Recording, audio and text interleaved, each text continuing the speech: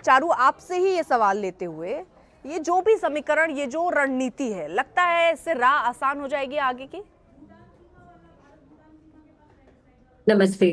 देखिए, पहले तो मैं शुभकामनाएं देना चाहती हूँ भाजपा की नई राष्ट्रीय टीम को। और मुझे पूरा पूरा यकीन है इस टीम के नेतृत्व में हम बार बार हम उत्तर प्रदेश को डिस्कस कर रहे हैं, लेकिन उत्तर प्रदेश के अलावा जितने अगले कुछ सालों में आने वाले चुनाव हैं उसमें हम बहुत सफल होंगे। और ये वाली जो टीम है, मुझे लगता है it is a perfect balance of youth and experience. इसमें युवा लोग हैं, इसमें प्रोफेशनल्स हैं, इसमें डॉक्टर हैं, इसमें इंजीनियर्स हैं, इसमें सीए हैं, वकील हैं, और जमीनी कार्यकर्ता भी हैं, जूनियर कार्यकर्ता भी हैं, पूर्व मुख्यमंत्री भी हैं। तो ये जिस प्रकार से कॉम्बिनेशन बनाया गया है, मुझे बिल्कुल भी कोई डाउट नहीं है कि आने वाले समय में ये टीम अपने काम को करने में बहुत श्रेष्ठ साबित होगी। आप सामाजिक समीकरण की बात कर रहे हैं, तो सामाजिक समीकरण कोई कैलकुलेशन नहीं है। मेरा ये मानना है कि हर एक राजनीतिक दल की एक जिम्मेदारी है कि समाज के हर वर्ग को रिप्रेजेंटेशन मिले, खासकर एक ऐसी पार्टी में जिसका साइज भाजपा जितना बड़ा हो। तो हमने उसी को इस बार भी बैलेंस करने की कोशिश करी है। 23 प्रदेशों से रिप्रेजेंटेशन है, like I said, her background का, हर उम्र का रिप्रेजेंटेशन है। लेकिन मैडम, यहाँ पर दो तीन चीजें हैं जो मैं आपसे जानना चाहती हूँ। महिलाओं की भागीदारी करीब 18%, महिला आरक्षण पर बड़ी बड़ी बातें आप लोग करते हैं, लेकिन संगठन में हिस्सेदारी इतनी कम क्यों? आप भी महिला हैं मैडम। जी, मैं महिला हूँ और आपके शो में मैं आज शामिल हूँ इसीलिए क्योंकि मेरी पार्टी ने महिलाओं को ये मौका दिया है। हमारी पार्टी में 33% जो जगह है पदाधिकारियों की, वो महिलाओं के लिए रिजर्व है। ये पहली ही लिस्ट आई है, अभी आने वाली एक लिस्ट और बाकी। कुछ पूरा पहले की लिस्ट एकदम इंटैक्ट रहने वाली है। देखिए, ये लिप सर्विस नहीं है, महिला सशक्तिकरण की कोई लिप सर्विस नहीं है। इस बार we have seen the comeback of Smriti Irani ji also. ठीक है, ठीक है चारू, आपकी आवाज ठीक ढंग से नहीं आ रही, जरा मैं आगे बढ़ रही हूँ। अनुराग भदौरिया साहब, क्योंकि अब देखिए आपका पूरा दारोमदार ये पीडीए कार्ड पर रहा है। बीजेपी ने संगीता यादव, जो कि ओबीसी यादव, और भोला सिंह दलित, उनको राष्ट्रीय टीम में बैठा दिया है। क्या आपको डर है कि आपका जो कोर वोट बैंक है उसमें सेंध लग सकता है? देखिए, मेरा तो पूरा उत्तर प्रदेश की जनता समाजवादी पार्टी के साथ है। जो भी पीड़ित है वो पीड़ित होगा, चाहे किसी समुदाय से हो, चाहे किसी जात से हो। तो हम तो पीड़ितों के साथ हैं। अब सवाल उठता है, भारतीय जनता पार्टी समाजवादी पार्टी को कॉपी तो करना चाहती है, लेकिन उनमें हमें एक फर्क है। हम जनता के साथ, हमारी टीम जनता है और हम जनता के साथ मिलके चल रहे हैं, क्योंकि जनता के साथ हमारा जुड़ाव है। तो जिसकी टीम जनता होगी उसको कौन हराएगा? और जिनकी टीम जनता नहीं है, जो जो चुन के कुछ लोगों की टीम बनाते हैं, चाहे कुछ भी कर ले, लेकिन छात्र इनके साथ है नहीं। छात्र को तो ये गटर छाप बताने वाले लोग, उनको छात्रों को पंचर जोड़ने वाले, ताला बनाने वाले, किसान के अंदर खालिस्तानी पाकिस्तानी खोजते हैं। अब सवाल उठता है, चढ़ावा चोरी हो जाता है मंदिर से, तो सवाल उठता है कि इनके साथ होगा कौन? यूथ इनके साथ है नहीं, तो आप बताइए कौन इनके साथ होगा? मैं पूछना चाहता हूँ। आर्मी को तो बता देते हैं कि भाई आर्मी, जो जाबाज आर्मी ऑफिसर होते हैं उनको तो इनके कुछ लोग कह देते हैं कि भाई आतंकवादी की बहन है। तो कौन है इनके साथ? मुझे बता दीजिए आप। छात्र इनके साथ नहीं, किसान इनके साथ नहीं, युवा इनके साथ नहीं, और जो सम्मानित लोग उनका सम्मान नहीं करते, फिर इनके साथ कौन है? जरा मैं आपसे पूछना चाहता हूँ, इनके साथ बचा कौन है? हाँ, ठीक है, लेकिन डर तो नहीं लग रहा है ना अनुराग भदौरिया? अरे मतलब मैं इतनी आप तेज उनकी आवाज पिच पर उतर रहे थे, हिंदुत्व, सॉफ्ट हिंदुत्व और पंडित, है ना, वो आपकी पिच पर भी उतर रहे हैं, वो सबको साधने की कोशिश कर रहे हैं, तो डर तो नहीं है ना कोई? मैं इतनी तेज बुलंद आवाज में आपसे बात कर रहा हूँ, फिर भी आप कह रहे हो डर रहे।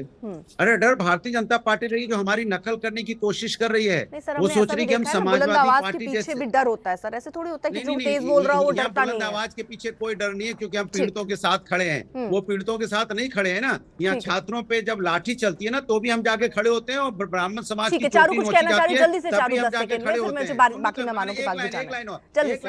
एक लाइन और है, मुझे रुक जाइए, उनको बोलने दीजिए, 10 सेकंड। चारू एक सेकंड, हाँ भदौरे साहब। मैंने कहा जब छात्रों पे लाठी बरसाई जाती है, जब जहाँ पैलेट गन चलती है, उनके सर फूटते हैं, तब भी हम खड़े। एक बार एक लाइन बोलने दीजिए, अब ऐसे नहीं होता। मैं एक लाइन मांग रहा हूँ, फिर भी रनिंग ठीक है चारू एक सेकंड, जरा 10 सेकंड भदौरे साहब।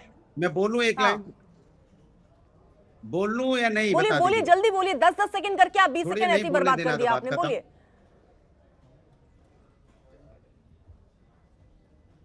भदौरिया साहब, मैं एक लाइन बोल सकता हूँ? अरे बोलिए सर, बोलिए, जल्दी बोलिए। मैंने कहा कि जब यहाँ छात्रों पे अन्याय होता है, छात्रों के यहाँ सर फोड़े जाते हैं, पैलेट गन चलती है, जब उनके हाथ पैर टूटते हैं, तो उनकी सेवा में, उनके लिए मदद के लिए समाजवादी खड़े होते हैं। ठीक है। जब यहाँ पे यहाँ पे जब ब्राह्मणों की चोटी नोची जाती, ब्राह्मणों का अपमान किया जाता है शंकराचार्य जी को, तो समाजवादी खड़े होते हैं। जब महिला का अपमान होता है तो भी हम जाके खड़े होते हैं। ये बताइए किसके साथ खड़े हैं? मैं इनसे पूछना चाहता हूँ। इसीलिए हम जो पीड़ित है उसके साथ खड़े हैं, इसलिए पीडीए ठीक है, को चारू मानने जी। वाले ठीक है सभी सर। उसमें आ जाते हैं। ओके, चारू जी। जी, आपने नोटिस किया होगा कि पीडीए में पी की डेफिनेशन तो अनुराग जी ने बड़ी कन्वीनियंटली बदल दी। पिछले चुनाव से इस चुनाव तक आते आते पिछड़ों को इन्होंने पीड़ित बता दिया। इनके हिसाब से दुनिया में हर इंसान पीड़ित है, लेकिन सबसे ज्यादा पीड़ित ये और इनके साथी हैं, क्योंकि ये कोई चुनाव अब जीत नहीं पाते। जनता ने इनकी राजनीति देख ली है। वो जो ट्रांसपेरेंसी के साथ अब हम आगे बढ़ते हैं ना, उसके कंपैरिजन में अब समाजवादी पार्टी की राजनीति एकदम गड्ढे में जाके गिर चुकी है। ये अनुराग जी भूल जाते हैं। और दूसरी बात, पता नहीं किस आधार पर बोलते रहते हैं कोई आपके साथ नहीं, कोई आपके साथ नहीं। अनुराग जी, मुझे एक बात बताइए ना, लिटमस टेस्ट राजनीति का तो चुनाव होते हैं, है ना, और इस लिटमस टेस्ट के तहत हर टेस्ट पर खड़ी हमारी पार्टी उतरती है, तो भाई आप पता नहीं किस आधार पे अपनी बातें बोलते चले जाते हैं। ठीक है चारू, जरा मैं इस पर भी बात करूंगी। एक बार सारे मेहमानों पर चली जाऊं। आ रही हो भदौरिया साहब, आ रही हो, ऐसे करके आप ही दोनों के बीच की चर्चा रह जाएगी। मैं जरा एक बार सारे मेहमानों को जोड़ लूं। ईशान, क्योंकि यहाँ पर देख रहे बीजेपी और एसपी अपने अपने संगठन, सामाजिक समीकरण को चुनावी जरूरतों के हिसाब से रीसेट कर रही है। कांग्रेस कब अपना संगठन रीसेट करने वाली है सर? अर्पिता जी, यही तो प्रॉब्लम है। कांग्रेस अपना संगठन रीसेट कर चुकी है ऑलरेडी। हमारे जो इंचार्ज हैं, हमारे को नए इंचार्ज के रूप में राजेंद्र पाल गौतम जी मिल चुके हैं। हमारे जो सेक्रेटरीज हैं उत्तर प्रदेश के लिए, वो ऑलरेडी बदले जा चुके हैं। शायद आपने नहीं दिखाया होगा अपनी न्यूज ब्रीफिंग में या अपनी न्यूज की डिबेट में, क्योंकि बीजेपी की चर्चा करना एक सर। हाँ, तो आपने ये सवाल नहीं पूछना चाहिए था कि हमने क्यों रिसेट किया। और हमारे जो अध्यक्ष हैं आदरणीय अजय राय जी, वो ऑलरेडी 3 साल उन्होंने अपने कार्यकाल पूरा कर लिया है। और अजय राय जी के मैं अपना सवाल थोड़ा सा और मॉडिफाई कर दूं। ठीक है, हम चुनाव लड़ेंगे। यूपी मॉडल इनका पीडीए मॉडल है, हमने तो राजेंद्र ये भी अपना बदलाव कर रहे हैं। आपके लिए यानी कांग्रेस पार्टी के लिए यूपी मॉडल क्या है, फिर ये बता दीजिए सर। हमारे लिए यूपी का मॉडल ये नहीं है कि हम विनोद तावड़े जैसे व्यक्ति को, जो पैसे लेते हुए, पैसे बांटते हुए पाए गए हों, जिनकी वीडियो हो ऑफिशियल तरीके से और पूरे सोशल मीडिया में वायरल वीडियो हो उनकी, कि वो पैसे बांटते हुए पाए गए थे, ऐसे व्यक्ति को हमने कभी अपना ना नेतृत्व दिया और ना उत्तर प्रदेश की बागडोर हम इस तरह के व्यक्ति को देने का समर्थन करते हैं। पहली बात तो वैसे इनका ये आंतरिक मामला है।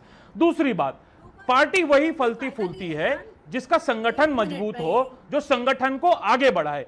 लेकिन भारतीय जनता पार्टी के जो फ्रंटल हैं, वो भारतीय जनता युवा मोर्चा, महिला मोर्चा, ये सब नहीं है भारतीय जनता पार्टी के फ्रंटल। भारतीय जनता पार्टी किस बिना पे चुनाव जीतती है? वो इनकम टैक्स के दम पे चुनाव जीतती है। थोड़ा बहुत आगे निकल के, थोड़ा वापस लाके मैं आपसे यूपी मॉडल जानना चाह रही हूं। आपने ये बता दिया कि हम उनके जैसे नहीं है, उनमें क्या कमियां है, लेकिन आप अपना मॉडल नहीं बता पाए। मैं यूपी मॉडल पूछ रही हूँ सर, कांग्रेस पार्टी का क्या रहेगा? ईशान, सुन लीजिए।